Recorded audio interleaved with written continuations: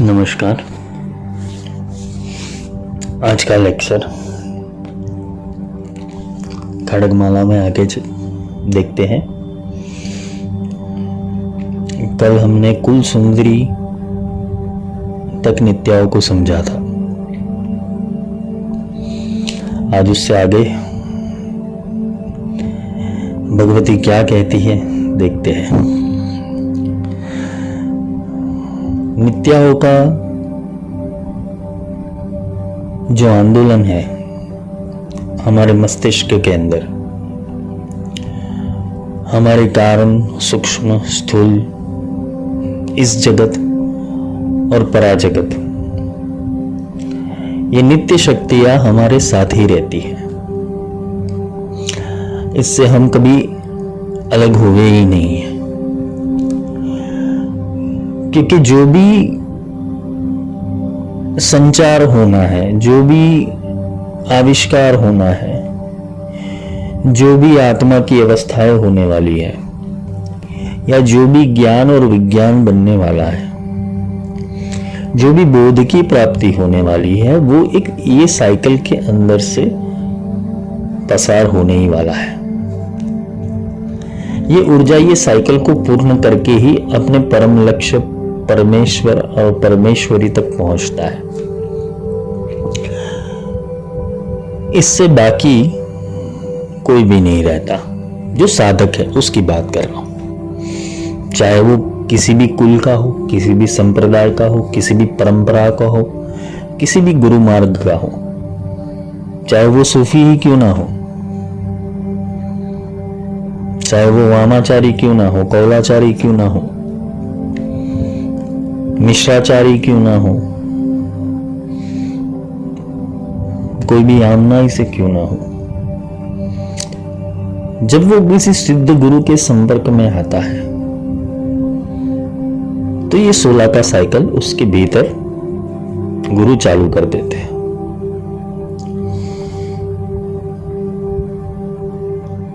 आध्यात्म को समझने हेतु उसके बेसिक्स हमारे जीवन में क्लियर होने चाहिए। हम बड़ी बड़ी छलांग लगाना चाहते हैं, लेकिन वो छलांग लगती नहीं है। जल दिलांदी गए चरज नाही, दुर्गम काज जगत के जेते, सुगम अनुग्रह तुमरे देते।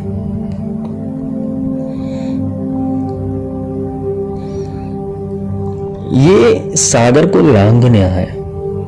कौन सा सागर? तुम जिस छोर के ऊपर हो उस छोर से तुम्हें एक छलांग लगानी है, वो परमात्मा की ओर। और जब तुम परमात्मा की ओर छलांग लगाओगे तो तुम्हारे भीतर ये अष्ट सिद्धि नवनिधि होनी जरूरी है। तुम्हें लंका दहन भी करना है, सीता को भी वापस लानी है,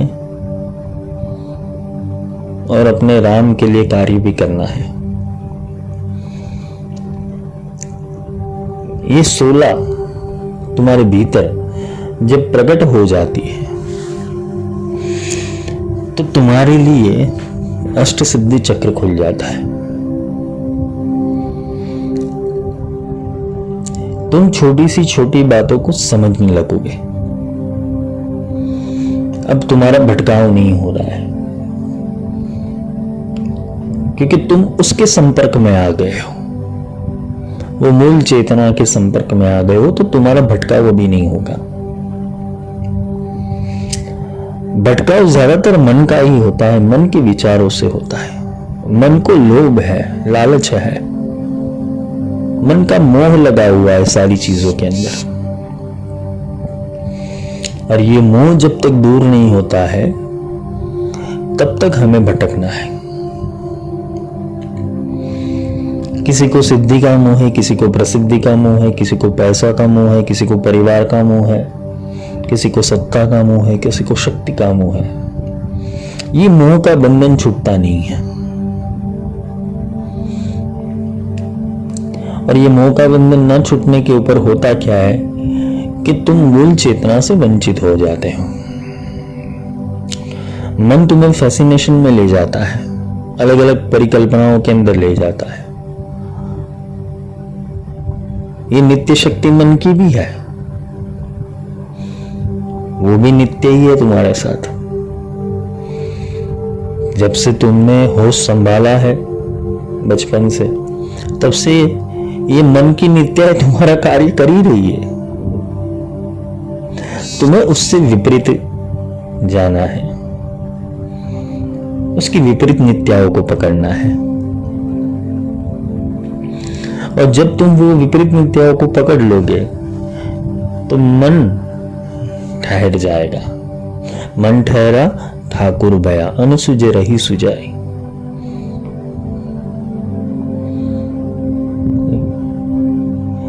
ये दुर्गम काम है, पर कैसे सुगम होगा? अनुग्रह से, प्रत्यक्ष या परोक्ष रूप से। अगर ईश्वर, वो परमात्मा, वो मूल चेतना, वो आदि शक्ति का अनुग्रह प्राप्त हो जाता है तो ही संभव है।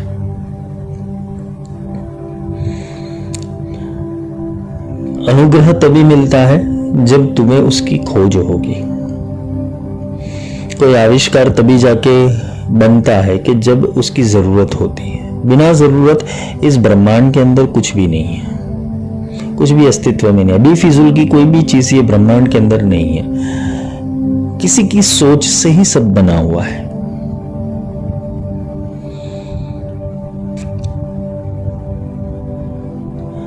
नाशवंत शरीर,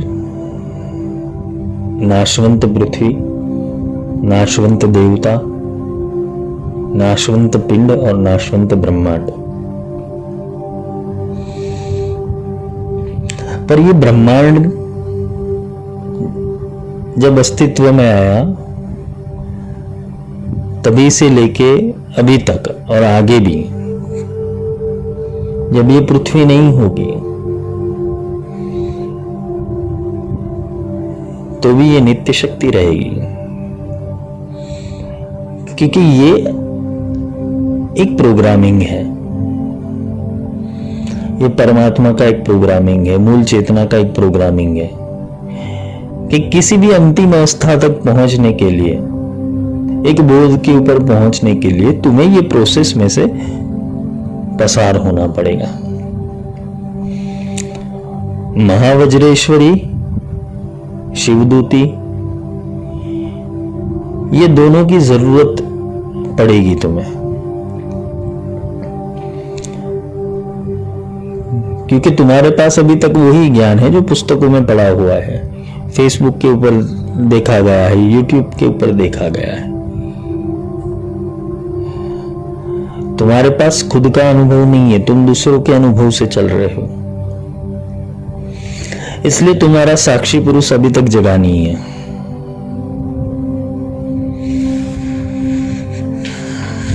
एक्सपीरियंस गुरु के पास ही मिलता है, गुरु सानिध्य में मिलता है।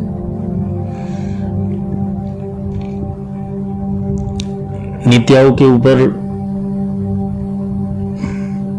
जब कोई प्रकाश डालता है, श्री चक्र के ऊपर कोई प्रकाश डालता है, तो उसकी सोच वहां तक ही होगी जहां तक उसने अपने गुरु का स्वरूप बनाया होगा।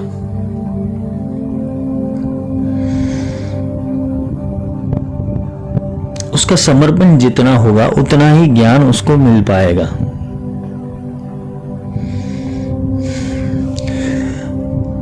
क्योंकि ये सारी जो विद्याएं है, ये सारा जो चक्र है, वो तभी समझ आता है कि जब तुम स्वयं वो गुरु रूप हो जाओ। गुरु रूप होने का तात्पर्य यही है कि जो ये महावज्रेश्वरी गुरु के अंदर चल रही थी, शिवदूती गुरु के अंदर चल रही थी, वो तुम्हारे अंदर भी चलने लगे। वो नित्य शक्ति तुम्हारे भीतर भी प्रकट हो जाए। तब तुम और गुरु मिलके कुछ नया आविष्कार कर सकते हो ब्रह्मांड में।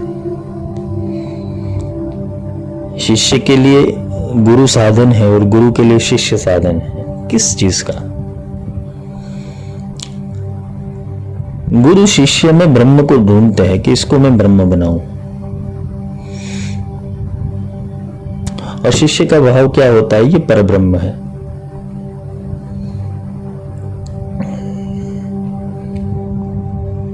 जब तक ये दोनों की स्मृतियां, दोनों का चित्त, दोनों का विदेही तत्व, दोनों की आत्मा एकाकार नहीं होती तो साक्षात्कार संभव नहीं है। क्योंकि तुम्हें तो कुछ करना ही नहीं है।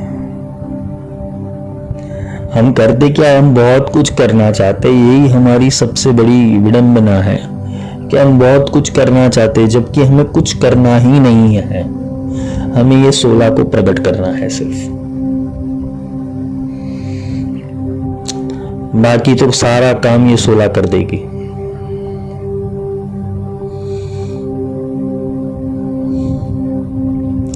तुम्हारा विजय तभी निश्चित होगा कि जब तुम्हारे पास विजय का साधन होगा, तुम्हारे पास वो ब्रह्मांड का वो मूल तत्व होगा कि जिस बोलते ना, जिसका अनुसंधान करके तुम ब्रह्मांड को भेद सको। ब्रह्मांड में तो बहुत सारा ज्ञान पड़ा हुआ है। आज भी नई गीता बन रही है, आज भी नए वेद बन रहे हैं, आज भी नए उपनिषद की संज्ञाएं हो रही है। पर ब्रह्मांड भेदन होगा किससे? उसके लिए साधन की जरूरत होती है।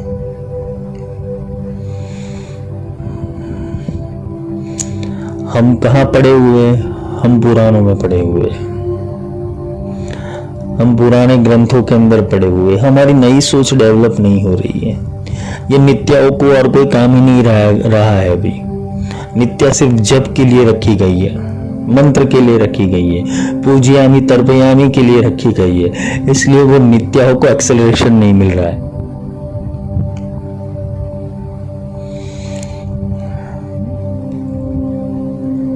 हमें एक त्रिपुर सुंदरी से, एक भगवती से, एक आदि शक्ति से हमें ऐसा समर्पण करना है कि ये 16 एक तार में पिरो दे। जैसे हम कोई माला बनाते तो उसके अंदर एक छेद किया जाता है, जो मन का होता है उसके अंदर छेद करके उसमें सुई डाली जाती है, सुई के पीछे धागा होता है और फिर नॉट बांधी जाती है अंत में, तो वो मन का स्थिर रहता है। फिर एक एक करके और मन के जोड़कर एक पूरी माला बनती है। वैसे ही नित्याओं का है। तुम जब पहली नित्या में प्रवेश करो, पहली नित्या की ऊर्जा में प्रवेश करो, तो नीचे गांठ अवश्य बांध लेना कि मेरे को ये 16 पार करनी है, वरना तुम्हारी माला कंप्लीट नहीं होगी। तुम ज्वाला मालिनी तक पहुंच ही नहीं पाओगे, ये खड़गमाला तक पहुंच ही नहीं पाओगे। गांठ बांधनी पड़ती है। वो गांठ कौन बांधते? गुरु बांधते हैं। गुरु नॉट बांधते। इसे ब्रह्म शिखा कहते, इसे ब्रह्म गांठ कहते हैं। और ऊपर गुरु का मन का होता है, जो परमेश्वर और परमेश्वरी के रूप के अंदर है। ये संभव है। ये संभव तभी जाके होगा कि जब तुम्हारा पूर्ण रूप से समर्पण अपने गुरु के प्रति होगा, आदि शक्ति के प्रति होगा, वो भगवती के प्रति होगा। और देवता चित्त न धरई, और देवता का चिंतन नहीं होना चाहिए। क्योंकि गुरु में अगर वो साक्षी बोल रहा है, वो विदेही बोल रहा है, तो तुम्हारे भीतर का विदेही और साक्षी सुन रहा है उसको, और उसमें से ही नित्या निकलेगी ना। कहां से निकलेगी फिर? कोई कॉन्सेप्ट तो है नहीं लॉ ऑफ अट्रैक्शन का कि तुम नित्याओं को अट्रैक्ट कर पाओ, उसकी कल्पना कर पाओ। ये जो वेबिनार सेमिनार वाले सिखाते हैं, भाई कल्पना करो, कल्पना से मिलेगा, तो नित्या की कल्पना कैसे कर पाओगे? परमात्मा की कल्पना कैसे कर पाओगे? तो निराकार है, इसकी कल्पना कैसे करोगे?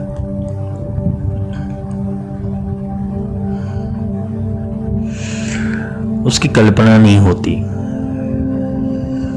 वो उसका एक्सपीरियंस किया जाता है। अनुभव किया जाता है। क्योंकि कल्पना में जो बंध गया है उसकी मति आगे जाके भ्रष्ट ही होने वाली है, क्योंकि वो एक अस्तित्व में बंध जाएगा।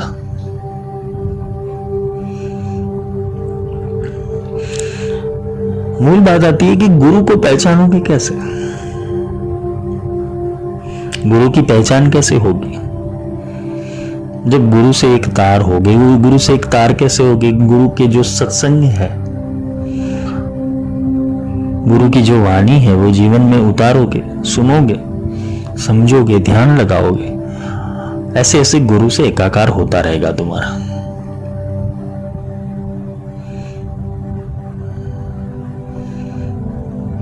जो भी आगम निगम तंत्र है, जो तंत्र सार है, जितने भी महान तंत्र की रचना हो गई, सब बोलते ना गुरु शिष्य संवाद ही है। तुम गीता ले लो, सिद्ध कुंजिका ले लो, कुलार्णव तंत्र ले लो, आगम निगम तंत्र ले लो, रुद्रयामल ले लो, क्या है? गुरु शिष्य संवाद है। और क्या है?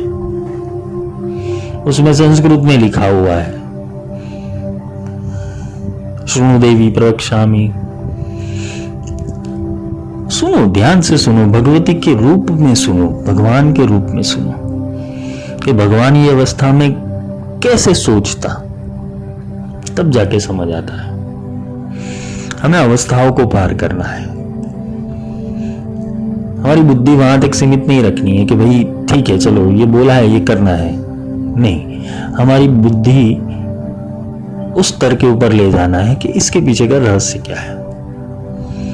मैंने आगे भी बोला कि कोई भी चीज ब्रह्मांड के अंदर अकारण घटित नहीं होती, उसके पीछे कोई निश्चित कारण होता है।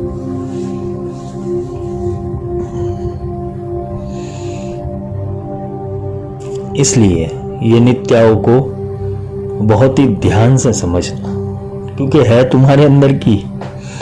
मैं तो सिर्फ उसके ऊपर बोलते हैं ना कि प्रकाश डाल रहा हूं, टॉर्च डाल रहा हूं। अंधेरे में कुछ दिखता नहीं है, अमावस्या के अंदर तो और भी नहीं दिखता है, और जैसे सुबह सूरज निकल जाता है सब दिखने लगता है। भर्गो देवस्य धीमहि। अंधकार से उजाले में ले जाने वाला ही गुरु होता है। गुरु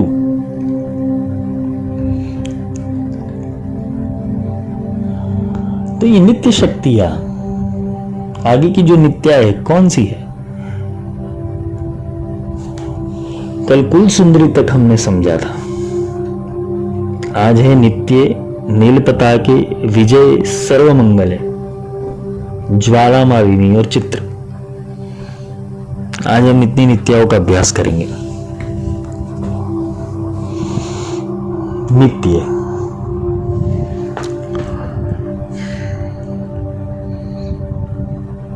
ये नित्य कौन है?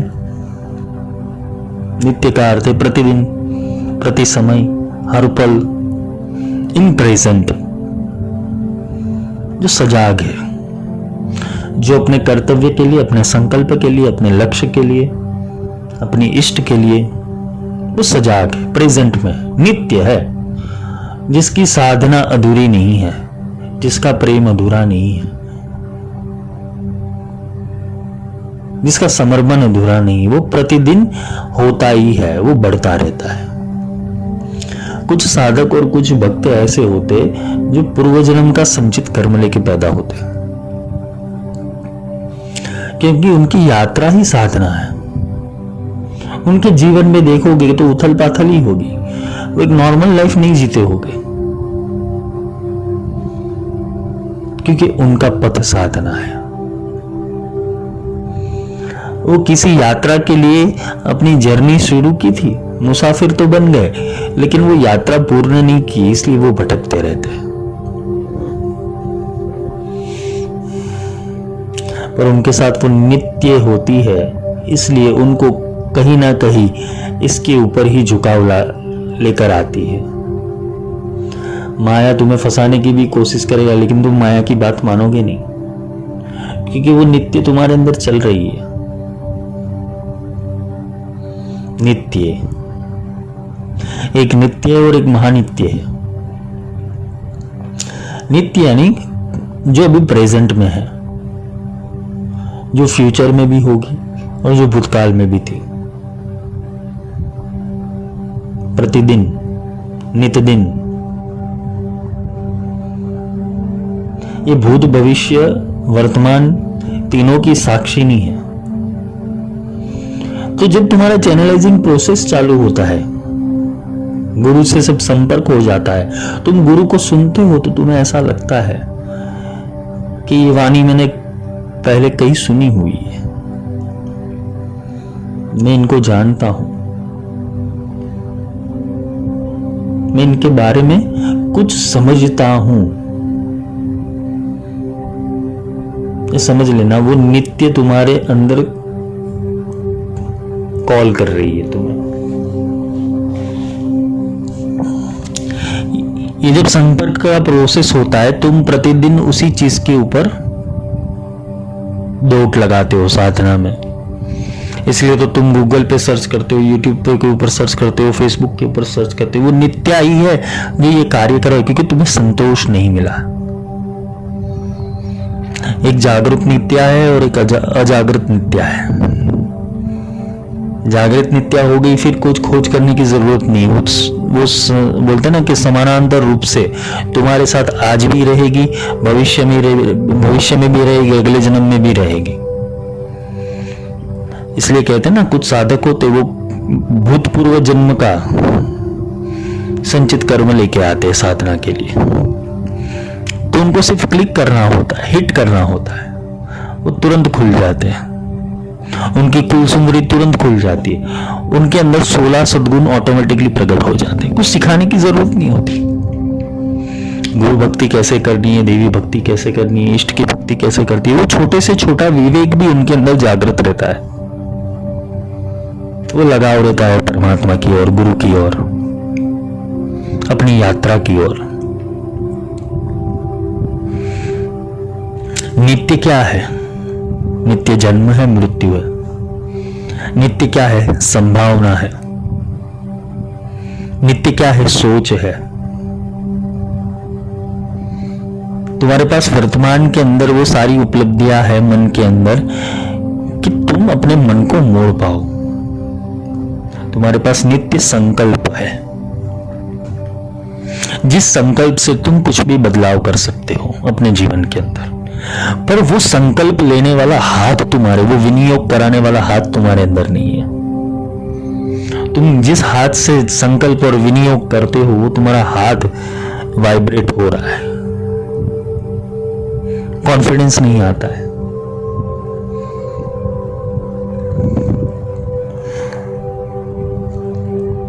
कॉन्फिडेंस तभी आएगा जब गुरु का हाथ तुम्हारे हाथ में होगा।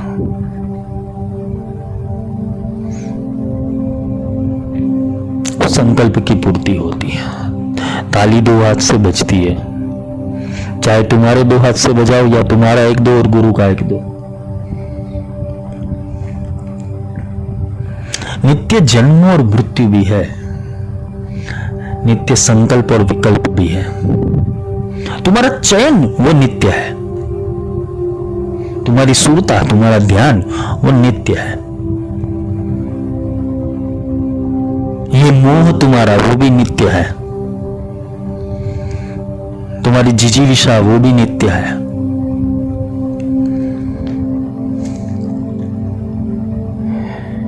और तुम्हारे भीतर बैठा हुआ जो आत्मन है वो भी नित्य है।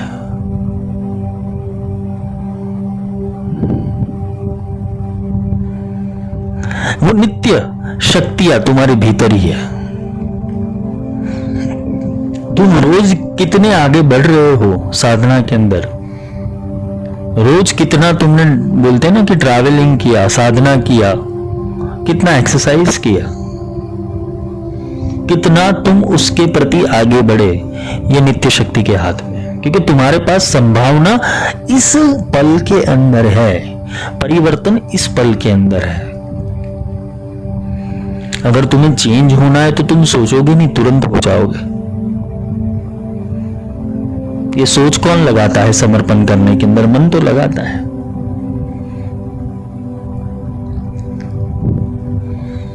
तो नित्य ऐसे खुलती है। तो जो कुल सुंदरी थी, कल मैंने समझाया, लोपामुद्रा, जिसके अंदर लोप नहीं है, जो परफेक्ट है। कुल सुंदरी का अर्थ है कि उसके अंदर वो शक्ति हो जो परफेक्ट हो, जो सूक्ष्माति सूक्ष्म रूप से और विराट से विराट रूप के अंदर भी वो परफेक्ट हो। जैसे हनुमान जी थे, हनुमान जी है, थे नहीं है, चिरंजीवी है वो। उनका चरित्र,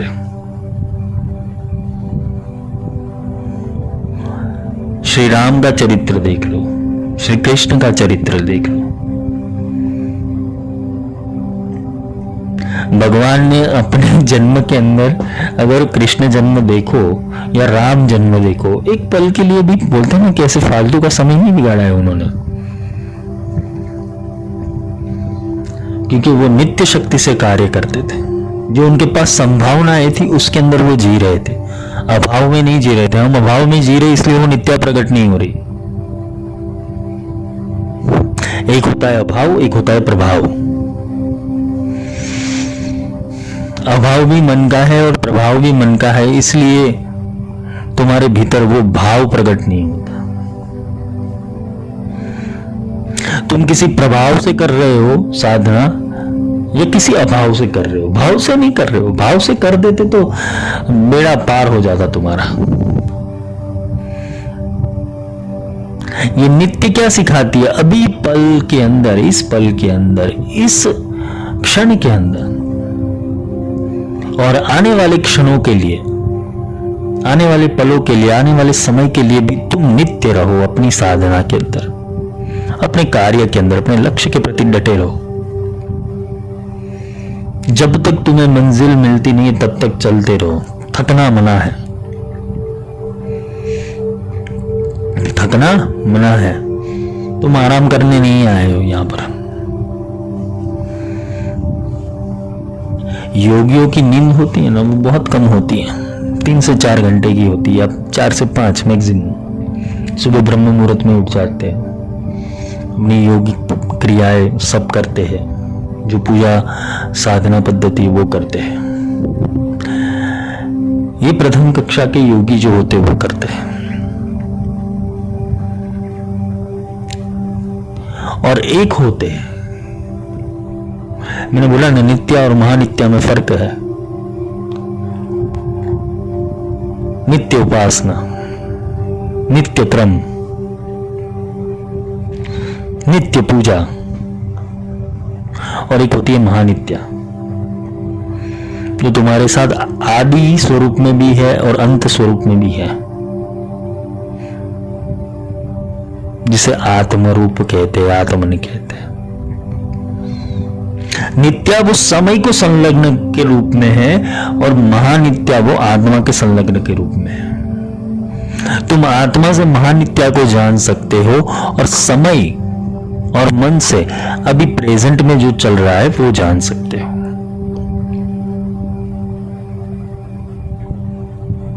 तुम्हें अपने प्रोसेसर को ठीक करना है, माइंड का जो थॉट प्रोसेसर है उसको ठीक करना है और कुछ नहीं करना है। अगर तुमने ये नित्या के ऊपर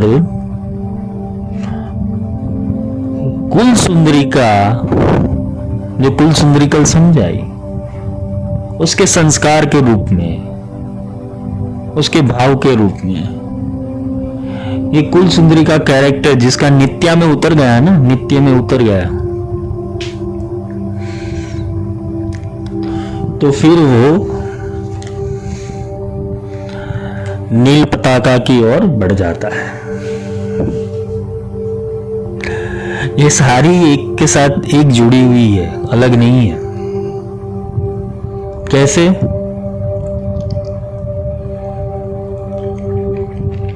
अगर तुम्हारे भीतर कुल सुंदरी की कैरेक्टरिस्टिक आ गई, मन वचन कर्म से तुम पूर्ण रूप से समर्पित हो, मन क्रम वचन ध्यान जो लावे, अगर तुम मन क्रम और वचन से स्थिर हो गए, स्थित प्रज्ञ हो गए, नित्य हो गए, ये कुल सुंदरी नित्य हो गई तो उसमें से नील पताका प्रकट होती है।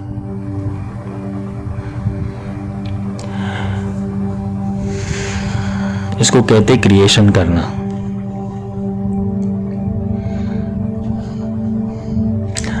पताका का अर्थ अपने सिंपल भाषा में समझो, हनुमान जी से समझो, हाथ वज्र और ध्वजा विराजे। ध्वजा का अर्थ क्या है? विजय, विजय प्राप्त करना।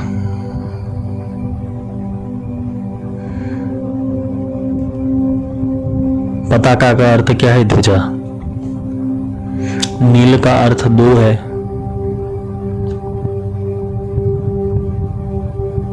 नील का अर्थ दो है। जो हलाहल विष निकला था वो भी नील स्वरूप में निकला था, और आकाश का रंग भी नील है।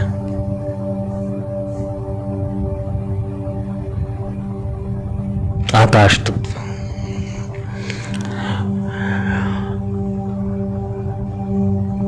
विशुद्ध चक्र, जिसने अपने कंठ के ऊपर, जिसने अपनी वाणी के ऊपर, जिसने अपनी जिह्वा के ऊपर, जिसने मातृकाओं के ऊपर, जिसने मंत्रों के ऊपर विजय प्राप्त कर लिया है, जिसकी वाणी वो आचरण सिद्धि वाली, वाक सिद्धि वाली वाणी है।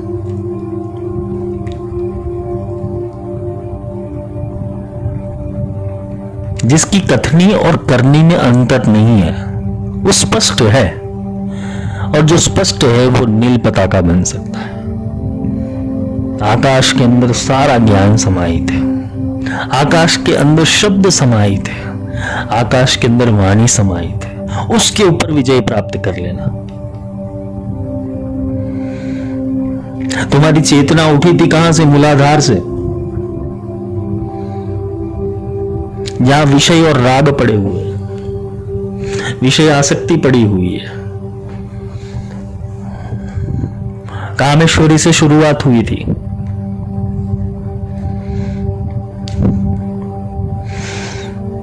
जैसे जैसे तुम्हारे भीतर ये ट्रांसफॉर्मेशन प्रोसेस होता रहा, आचरण सिद्धि होती रही, संकल्प सिद्धि होती रही, महावज्रेश्वरी को प्राप्त कर लिया,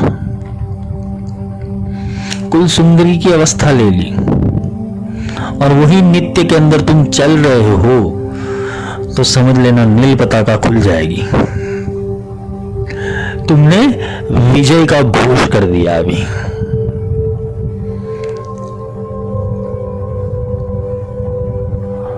अपने अष्टपाशों से विनिर्मुक्त हो गए।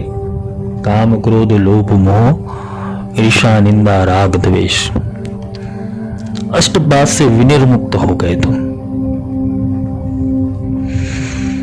तुमने आत्मज्ञान की प्राप्ति कर ली, उसको साध लिया, वो चेतना को साध ली, और चेतना में नित्य रूप से रहने लगे, ऊर्जा में, गुरु की ऊर्जा में नित्य रूप से रहने लगे। तो नील पताका यानी कि विजय अब तुम्हारा है।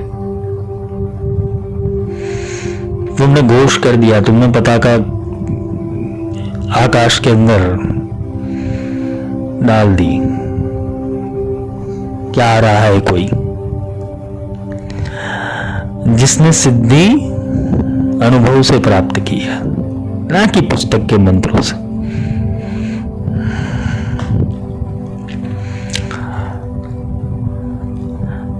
नील का अर्थ हलाहल विष भी होता है।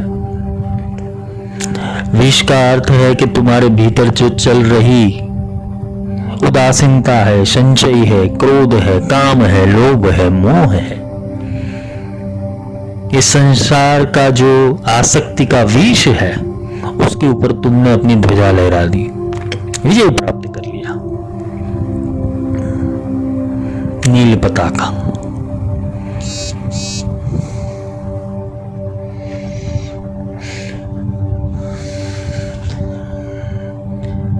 और नील पताका जैसे ही तुमने लहरानी शुरू कर दी, तो कौन सी नित्या प्रकट होगी? विजय।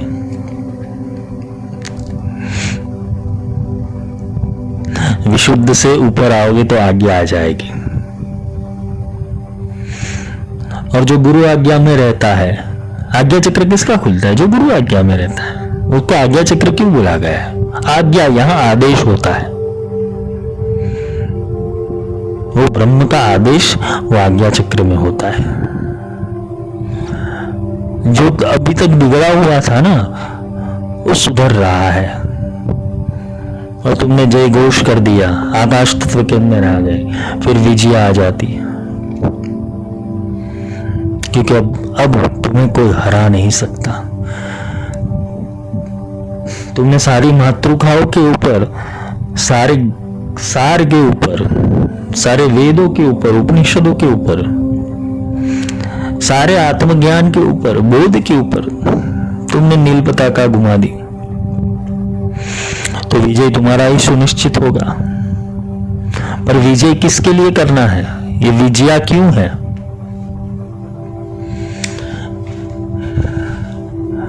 जो हमेशा सर्वत्र हर हाल में नित्य रूप में तुम्हें विजयी दिलवाए। बगलामुखी को बोला है,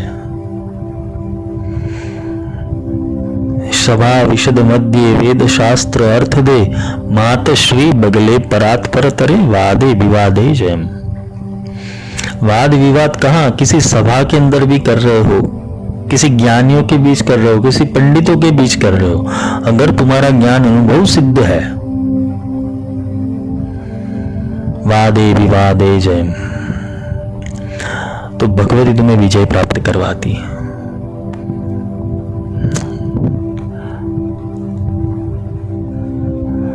तुम्हारे भीतर वो सारी सिद्धियां इम्प्लांटेशन हो जाती है। अब तुम बोलने लायक नहीं रहोगे, तुम अभी साक्षी हो गए, दृष्टा हो गए। अभी तुम्हारे भीतर बोलेगा कौन? वो गुरु। क्योंकि तुमने कुलोत्तीर्ण योगिनी यानी कुल सुंदरी तक अपनी अवस्था बना ली है। वो नित्य आपके चर्या में आ गई है, दिनचर्या में नित्य कार्य कर रही है, तुम्हारी प्रैक्टिस हो रही है। तो विजय तुम्हारा ही होगा। विजय किसके ऊपर करना है? अपने मन के ऊपर।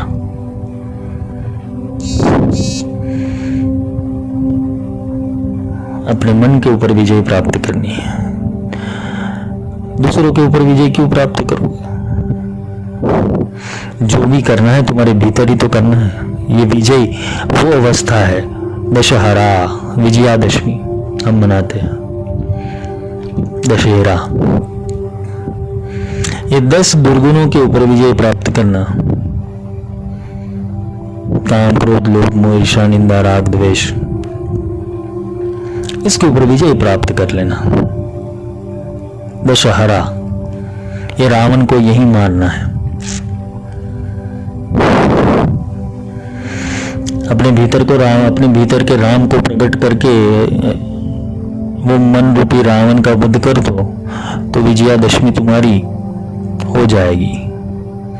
इसलिए ये नित्य आयर तुम्हें रोज विजय प्राप्त करवाती है। ये नित्य रूप में है ना, नित्य शक्ति के रूप में।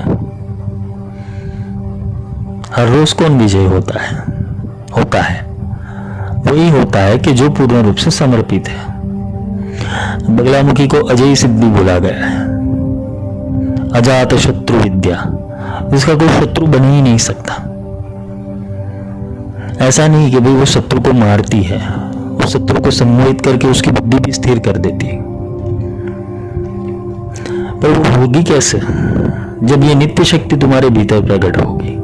तुम कोई भी चैनल से जाओ, चाहे बगलामुखी से जाओ, श्री विद्या से जाओ, काली से जाओ, छिन्नमस्ता से जाओ, इन नित्याओं को तो तुम्हें बोलते ना कि क्रिएट करना ही पड़ेगा। क्योंकि आखिर वो सारी चीज आएगी कहां? परवानी के ऊपर, नील पताके। ऐसी वाणी बोलिए मन का आपा खोए, और इनको शीतल करे आप शीतल होए। वाणी ऐसी बोलो कि जिससे दूसरा भी शीतल हो जाए, तुम भी शीतल रहो। वाणी का उपयोग हो सके उतना कम करो, किसी को बहुत बोलने की आदत होती है, पूरे दिन बोल बोल बोल बोल करता है, क्या बोलता है उसको ही नहीं पता है, फालतू की बकवास करते रहते हैं। मौन धारण करो, नीलकंठ हो जाओ। जो भी नेगेटिविटी आ रही है वो अपने भीतर समाहित कर लो और न्यूट्रल कर दो। उसका मर्दन नहीं करना है, न्यूट्रल कर दो, डिसॉल्व कर दो उसको, अपनी पॉजिटिविटी के अंदर डिसॉल्व कर दो। आएगी, लोग बोलेंगे, ये माया का प्रपंच इसीलिए है ना कि तुम्हारा रोज विरोध हो, तुम्हें रोज समस्याओं के सामने खड़ा कर दिया जाएगा। पर समस्या उसको परेशान करती जिसको वो समस्या समझता है, पर जिसके लिए समस्या बोलते ना, समस्या जैसा कुछ है ही नहीं, उसके लिए समस्या जैसी है ही नहीं।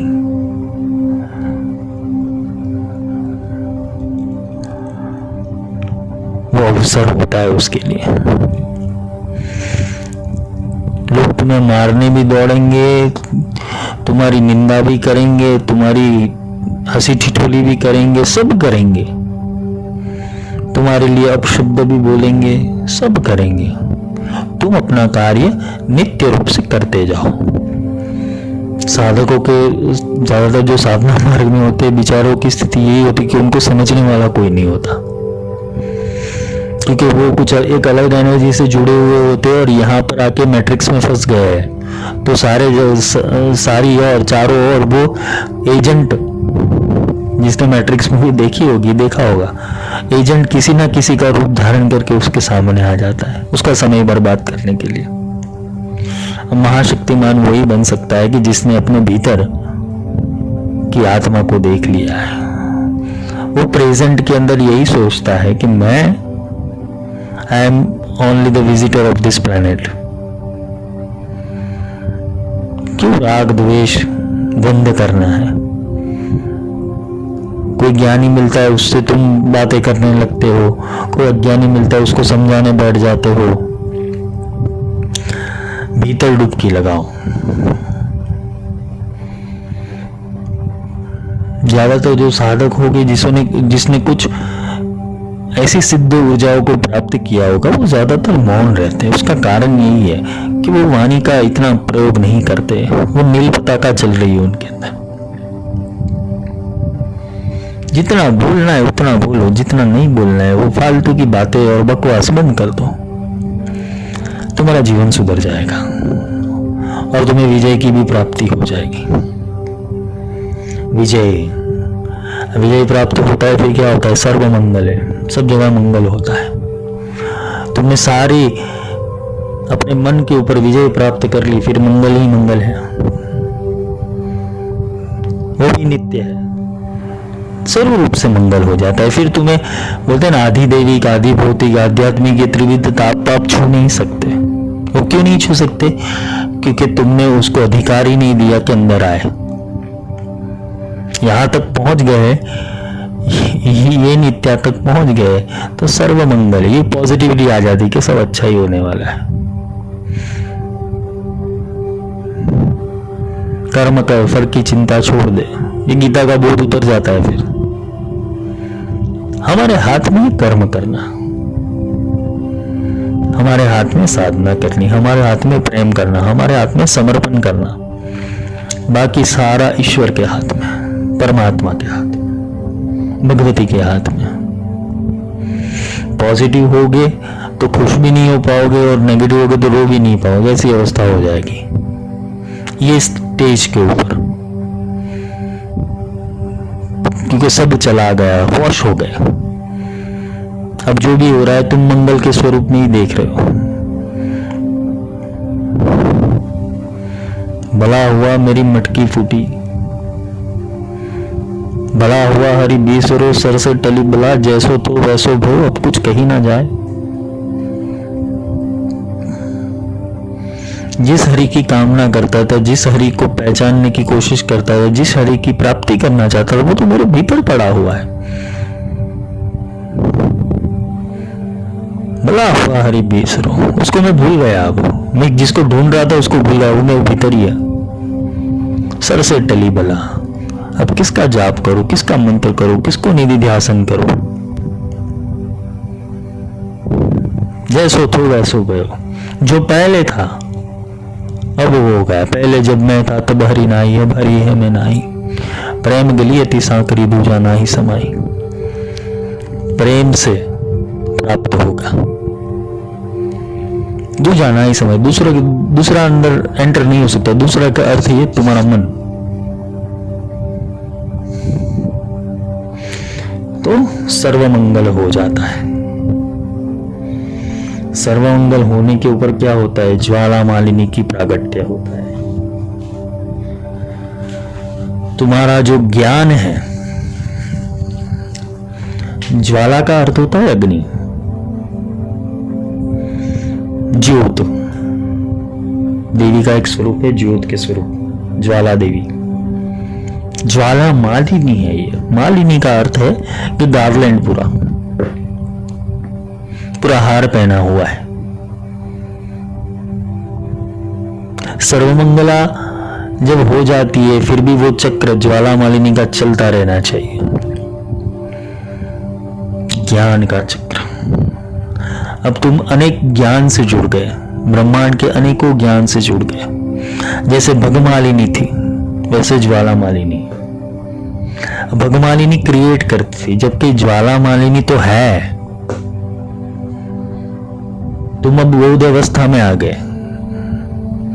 तब चल रहा है। वो क्रिएट करना पड़ता था क्योंकि उसे महावज्रेश्वरी तक पहुंचना था। पर जब महावज्रेश्वरी से कुल सुंदरी हो गए, नील पताके हो गए, विजय हो गए, सर्वमंगले हो गए, फिर ज्वाला मालिनी का कार्य क्या रहता है? वो अपने अंदर से फ्लोट करता रहता है एनर्जी को। वो 24 घंटे वो परमात्मा की वाणी, परमात्मा का ज्ञान चलता रहता है उसके अंदर। उसका ऑरा ऐसा डेवलप हो जाता है कि मानो कुछ अलग ही, बोलते हैं ना कि उल्लू ने सूर्य को देख लिया। तुम्हारी आंखें चकाचौंध हो जाती, ये कहां से आया? वो ज्ञान की उपलब्धि ये ज्वाला मालिनी करवाती है। तो ऐसी एक ज्वाला नहीं, अनेकों ज्वाला तुम्हारे भीतर वो चक्रों के रूप में वो चलती रहती है। मालिनी का अर्थ ही माला होती है। माला कौन सी है? तुम्हारी नाड़ी।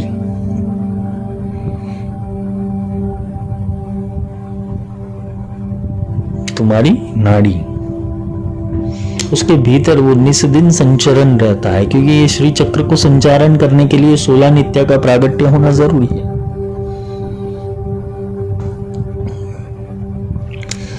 ये विस्तरण होना जरूरी है। वो कंटिन्यूअस फ्लो में चलता है।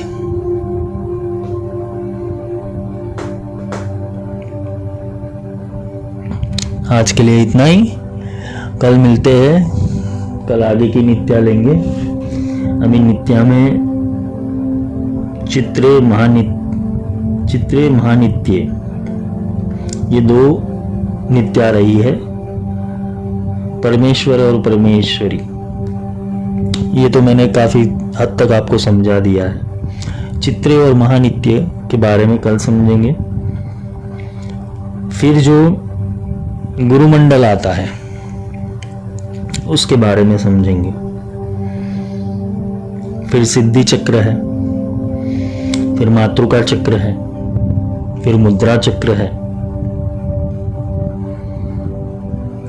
ये सारी चीजें हम आगे जाके समझेंगे। तो श्री विद्या के साधकों को इतना तो समझ आ गया होगा अगर मेरे लेक्चर सुनते हो। तो जो तुम अभी तक कर रहे थे वो ठीक है, तुम्हारा प्राइमरी स्टेज है, लेकिन अभी अपग्रेड हो जाओ। क्योंकि श्री विद्या साधना वो एक्सपीरियंस की साधना है, जुड़ने की साधना, योग है।